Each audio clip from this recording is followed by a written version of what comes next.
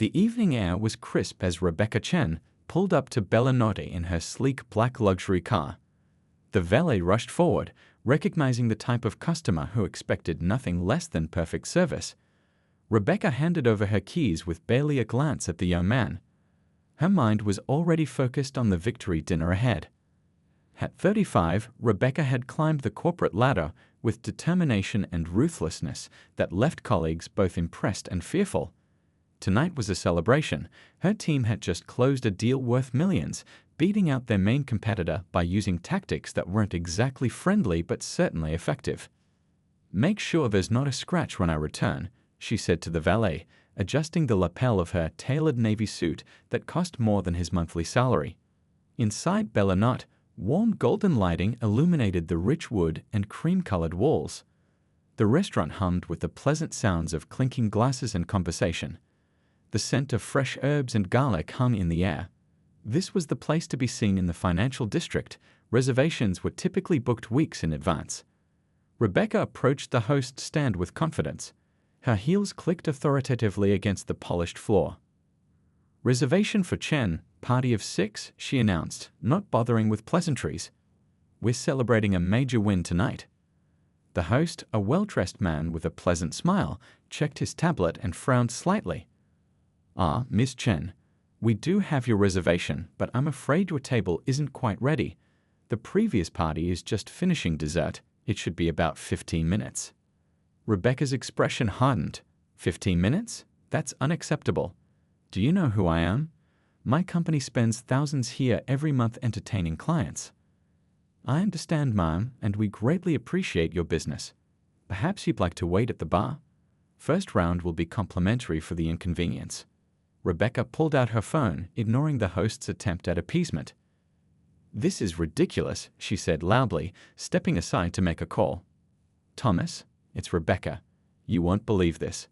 Bellinotte has us waiting for a table despite our reservation.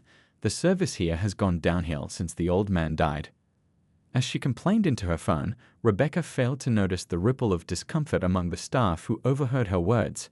She paced near the entrance, her voice carrying throughout the waiting area. Standing quietly nearby was a woman in her early 30s with warm brown eyes and an unassuming presence. Sophia Moretti wore simple jeans, a modest blouse, and carried a worn leather bag that had clearly seen better days. Her dark hair was pulled back in a practical ponytail, no fancy salon styling or expensive highlights. Everything about her screamed ordinary, a stark contrast to the polished crowd that typically frequented Bellinotte. Sophia observed everything around her with quiet interest, occasionally making notes in a small notebook. When the bartender caught her eye, a flash of recognition passed between them, but he quickly looked away and continued polishing glasses. The waiting area was growing crowded. As Sophia shifted to make room for an elderly couple, she accidentally bumped into Rebecca. "I'm so sorry," Sophia said immediately, her voice gentle with a hint of an Italian accent. Rebecca ended her call and turned, looking Sophia up and down with unconcealed disdain. She took in the simple clothes, the scuffed shoes, the lack of designer accessories. "Maybe watch where you're going," Rebecca said coldly.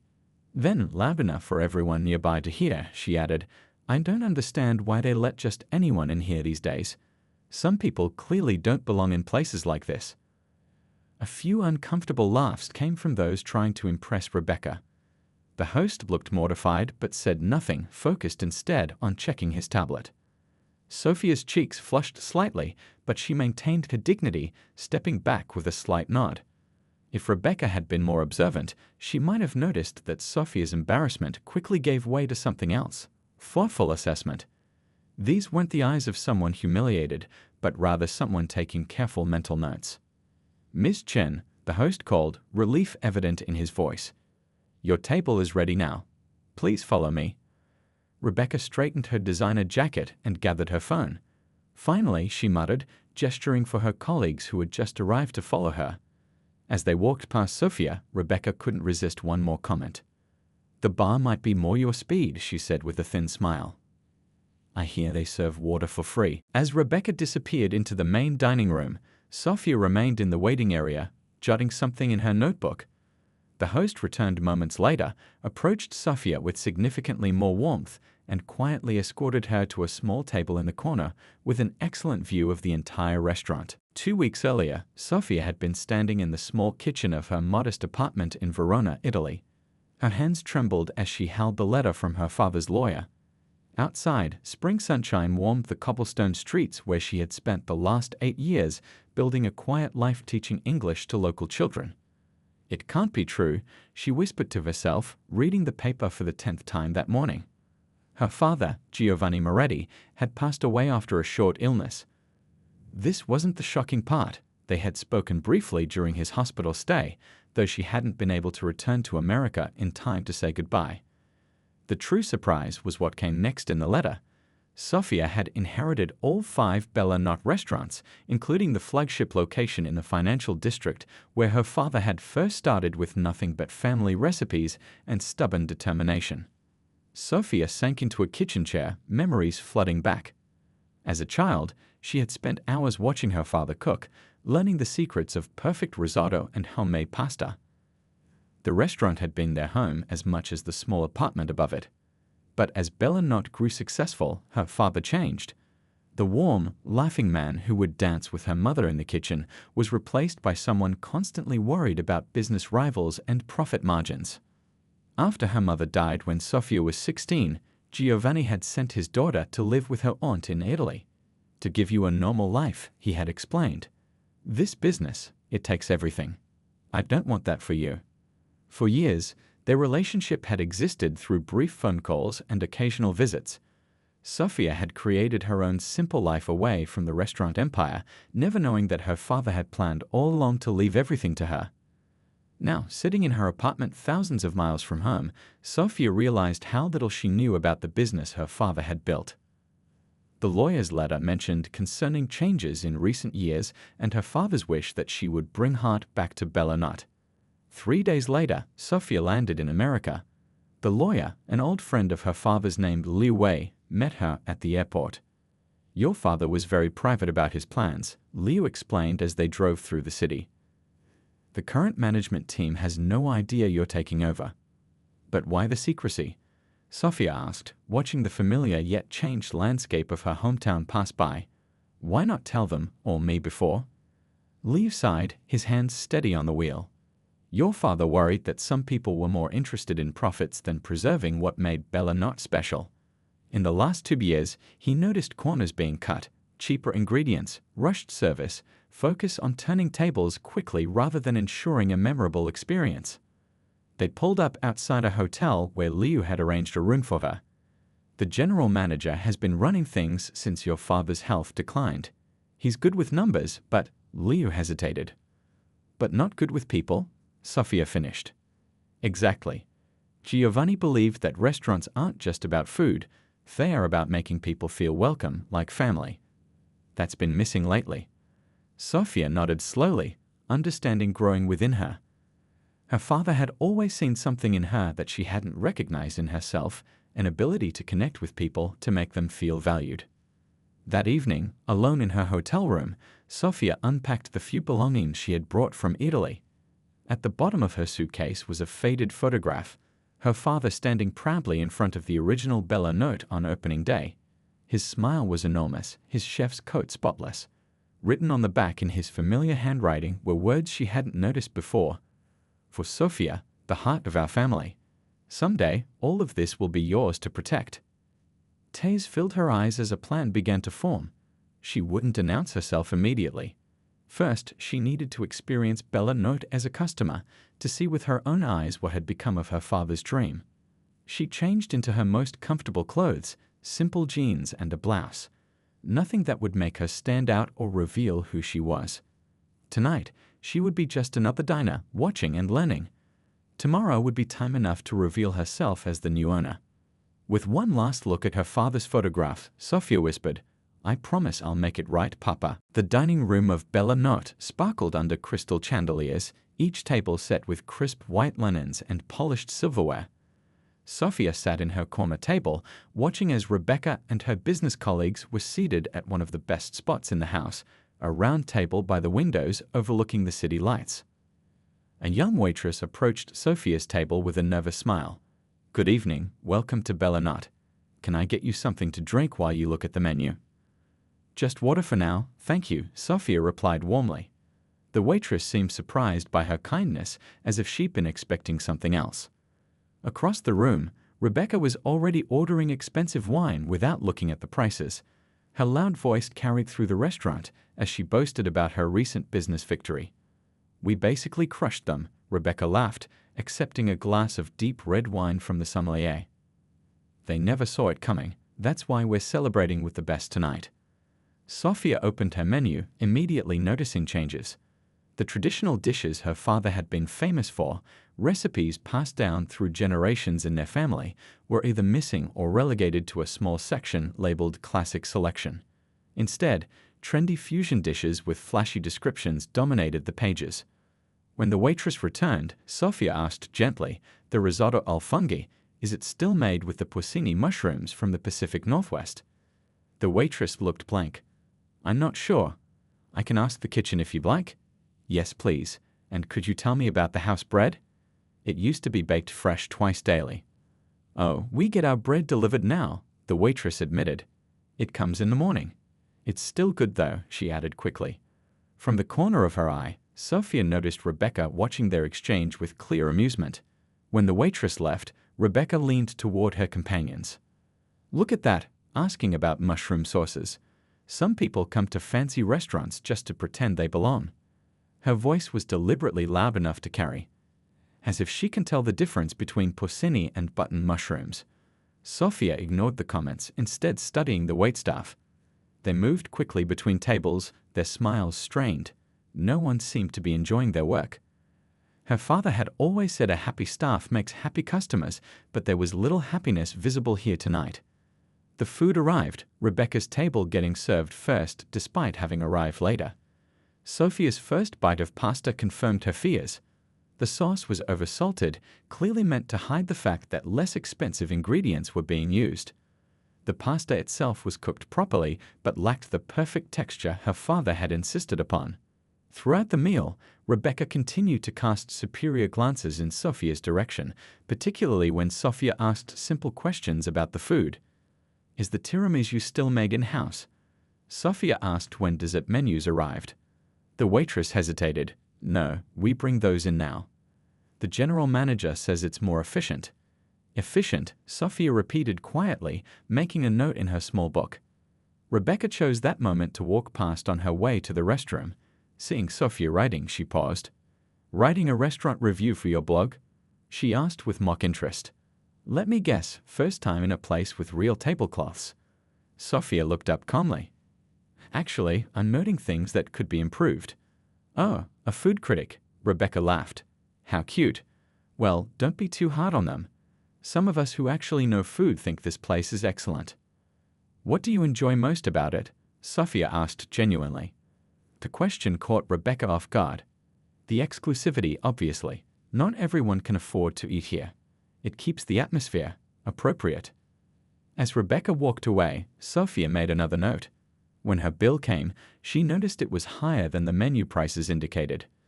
A discreet inquiry revealed that several items had recently increased in price without updating the menus. "The general manager says we can charge more because people don't really check," the waitress whispered, looking around nervously. Sophia paid, leaving a generous tip for the waitress. As she prepared to leave, she overheard Rebecca telling her colleagues about plans to bring important clients next week. "Bella Not impresses the right people," Rebecca said, sipping the last of her wine. "It's all about image, and this place has the perfect image for closing deals." Sophia slipped out quietly, her notebook filled with observations. Tomorrow would bring many changes to Bella Not, and Rebecca Chen had no idea that her dining experience was about to change dramatically. The next morning, Bella Not was quiet and empty, sunlight streaming through windows that still needed cleaning from the previous night. Kitchen staff had already begun prep work, chopping vegetables and simmering stocks for the day ahead. The dining room chairs were still upside down on tables. At precisely 9:30 am, the general manager, Anthony, strode through the front door. Tall and lean with slicked back hair and an expensive watch, he carried himself with the confidence of someone used to being in charge. Behind him trailed the restaurant's assistant manager and the head chef, both looking tired from a late night. "Is everyone here?" Anthony barked, not bothering with morning greetings. "Almost," the assistant manager replied. "The busboys are running late." Anthony rolled his eyes. "Typical. Well, we're starting without them. I've called this meeting because there are some changes coming." The staff exchanged nervous glances. In their experience, changes usually meant longer hours or reduced benefits. Anthony cleared his throat. "As you know, the owner, the late Mr. Moretti, passed away 6 weeks ago. I've been running things since then." The older staff members lowered their eyes respectfully at the mention of Giovanni. "Yesterday, I received a call from the lawyer handling the estate," Anthony continued. "Apparently, Mr. Moretti left the restaurant group to a family member. I've been told this person will be coming in today to meet everyone." Whispers spread through the gathered staff. "I didn't even know he had family," one waiter murmured. "He never talked about anyone," agreed another. Anthony raised his hand for silence. "Regardless, I've prepared a comprehensive business plan showing our improved profits over the last 2 years. I expect this new owner will be happy to leave the daily operations in my capable hands while collecting the profits." Just then, the front door opened. All heads turned to see who was entering. Sophia walked in quietly, now dressed in a simple but elegant black dress with her hair neatly styled. Several servers gasped in recognition. "That's the woman from last night," the young waitress who had served Sophia whispered loudly. "The one that table 6 was making fun of." Anthony stepped forward with a practiced smile. "You must be from the lawyer's office.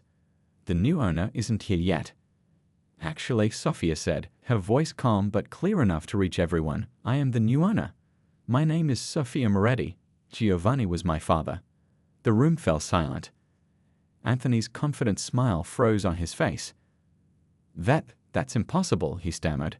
"Mr. Moretti never mentioned a daughter." "My father was a private man," Sophia replied, walking further into the restaurant and looking around with eyes that took in every detail. "He sent me to Italy when I was 16. I've been living there until now." She turned to face the staff, many of whom were staring at her in shock. "Last night, I came here as a customer. I wanted to see the restaurant through fresh eyes before introducing myself." The young waitress who had served Sophia turned bright red. "Oh my goodness, I'm so sorry about your bill. I should have checked." Sophia smiled gently. "You have nothing to apologize for. You were following instructions." Anthony stepped forward. "Ms. Moretti, I've been running Bella Notte for the past 3 years while your father focused on the other locations. Our profits are up 20% from last year alone." "Yes," Sophia nodded. "I've reviewed the financial reports. But profits aren't everything, are they?" She reached into her bag and pulled out several folders. "I spent this morning going through my father's personal records. I found his original recipes, his notes on sourcing ingredients, and his philosophy about treating both customers and staff like family." She looked around at the nervous but increasingly curious faces. "My father built Bella Notte on quality, authenticity, and warmth. From what I observed last night, we've lost our way a bit." Anthony's face hardened. "The restaurant business has changed. We've adapted to stay competitive. By serving pre-made tiramisu. By raising prices without updating menus. By treating some customers like royalty while rushing others through their meals." Sophia's voice remained gentle, but her words were firm. A chef in the back couldn't contain himself any longer. "They won't let me make the bread fresh anymore. Mr. Moretti would never have allowed that." Anthony shot him a warning look, but the dam had broken. "We used to source all our produce from local farms," another cook added. "And Mr. Moretti knew every regular customer by name," an older waiter said wistfully. Sophia smiled, feeling a connection to her father in their words. "Then it's time we remembered what made Bella Notte special in the first place. Who's ready to help me bring back my father's vision?" Nearly every hand in the room went up. 1 week passed in a whirlwind of changes at Bella Notte. The kitchen hummed with renewed energy as chefs returned to Giovanni's original recipes. The dining room had been subtly rearranged to create more intimate spaces while maintaining the elegant atmosphere. Fresh flowers appeared on every table, a touch Sophia remembered from her childhood. The old wood floors gleamed with fresh polish, and the lighting had been adjusted to create a warmer glow throughout the restaurant. Most importantly, the staff moved with a new confidence and genuine smiles had replaced forced ones. Anthony had fought every change, pointing to spreadsheets and profit margins. When Sophia insisted on rehiring the local bakery to provide fresh bread twice daily, her father's old practice, Anthony had nearly quit on the spot. "This is business suicide," he had argued. "Do you know how much that costs compared to bulk ordering?" "I do," Sophia had replied calmly. "I'd also know my father believed some things were worth the cost." By Wednesday, Anthony had cleared out his office, unable to accept the restaurant's new, or rather renewed, direction. The staff had braved a collective sigh of relief at his departure. Friday evening arrived, bringing with it a full reservation list. Sophia moved between tables in a simple black dress, introducing herself to diners and asking about their experience. The responses were overwhelmingly positive, with several long-time customers commenting that the food tasted like the old days. Just after 8 o'clock, the front door opened, and Rebecca Chen walked in with 4 people in business attire. The host welcomed them warmly and led them to their table, a nice one, though not the prime window spot Rebecca had occupied last time. "There must be some mistake," Rebecca said, her voice carrying across the room. "We always get table 12 by the window." "I apologize, but that table is reserved for another party tonight," the host explained politely. "This one has just as lovely a view of the dining room." Rebecca frowned but sat down, immediately noticing the changes in the restaurant. What happened to the lighting? And the tables are different. One of her guests, an older gentleman with silver hair, looked around appreciatively. "I like it. Reminds me of how this place used to be, more comfortable somehow." Rebecca quickly handed out the menus, eager to impress her clients. But as she opened hers, confusion crossed her face. "Wait, where's the fusion section and the deconstructed tiramisu?" Their waiter approached with a basket of fragrant, warm bread. "Good evening. Welcome to Bella Notte. Our menu has been updated this week to feature more traditional Italian dishes made with locally sourced ingredients whenever possible." The silver-haired client broke into a wide smile. "Is this Giovanni's bread recipe? It smells just like it used to years ago." "Yes, sir," the waiter beamed. "We've returned to Mr. Moretti's original recipes." As the waiter took their drink orders, Rebecca's expression darkened. She had brought these important clients specifically for the exclusivity and modern edge Bella Notte had developed. This warm, traditional version wasn't what she had promised them. "I don't understand what's happened," she said after the waiter left. "This place was perfect last week." "I think it's wonderful," the silver-haired client said. "I used to come here with my wife when Giovanni himself was cooking. The food was spectacular then." Rebecca forced a smile, but inside she was fuming. Who had ruined her perfect business dinner venue? As they ordered their meals, Rebecca noticed a woman in a simple but elegant outfit moving among the tables, speaking with guests. There was something familiar about her, but Rebecca couldn't quite place it. When the woman approached their table, Rebecca finally recognized her. It was the plainly dressed woman from last week, the one she had mocked. But tonight, there was something different about her, an air of quiet authority. "Good evening," Sophia said with a warm smile. "I hope you're enjoying yourselves. I noticed you had some questions about our menu changes." Rebecca straightened in her chair, instantly on the defensive. "Yes, actually. The restaurant seems completely different. The menu has been gutted of all its contemporary options. We've refocused on traditional Italian cuisine," Sophia explained. "The heart of what Bella Notte was always meant to be." The silver-haired client nodded appreciatively. "It's remarkable. Takes me back 20 years. Rebecca's eyes narrowed. "And who exactly authorized these changes?" "I'd like to speak to the manager." Sophia's smile remained gentle. "I'm Sophia Moretti, the new owner. My father was Giovanni Moretti, the founder of Bella Notte." The color drained from Rebecca's face as recognition dawned. The woman she had so rudely dismissed and mocked was not just any customer, she was the owner's daughter. Sophia smiled, a genuine warmth in her expression, "because my father always said that the best way to change someone's perspective is to share a meal with them. I'd like to share not just a meal, but the knowledge behind it." 3 months passed, and Bella Notte had transformed. Word spread quickly about the return to Giovanni's original recipes and welcoming atmosphere. Weekends were now fully booked 2 weeks in advance. Food critics wrote glowing reviews about the renaissance of authenticity at the beloved restaurant. The kitchen buzzed with energy on Saturday afternoon as Sofia checked the preparations for that evening's service. Fresh pasta hung on wooden racks, and the aroma of slowly simmering sauces filled the air. In the dining room, staff polished glasses and arranged fresh flowers on tables. "The delivery from the wine merchant is here," called out the new assistant manager, a warm-hearted woman who had worked for Giovanni years before. Sofia nodded and headed toward the back entrance. As she passed the private dining room, she paused, hearing laughter from inside. Through the partially open door, she could see 12 people gathered around a large table. They were rolling pasta dough under the guidance of the head chef.